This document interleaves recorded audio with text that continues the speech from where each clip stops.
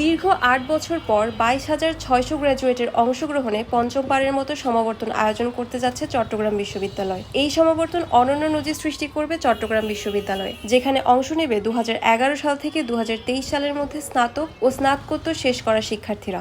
আনন্দ আর গর্বের মুহূর্তের সাক্ষী হতে আগামী ১৪ই মে একসঙ্গে মিলিত হতে যাচ্ছেন শিক্ষার্থী, শিক্ষক ও অভিভাবকরা।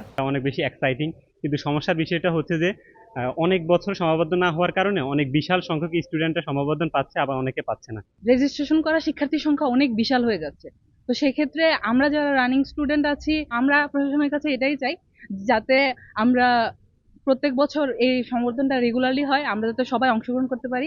এই সমাবর্তনে প্রধান অতিথি হিসেবে উপস্থিত থাকবেন অন্তর্বর্তীকালীন সরকারের প্রধান উপদেষ্টা, শান্তিতে নোবেল বিজয়ী অর্থনীতিবিদ অধ্যাপক ডক্টর মোহাম্মদ ইউনুস। দীর্ঘ ৩৬ বছর পর নিজ শিক্ষা প্রতিষ্ঠানে পা রাখতে চলেছেন তিনি। এই আকর্ষণ সমাবর্তনের আয়োজনে যেন বাড়তি উচ্ছ্বাস উদ্দীপনা যোগ করেছে।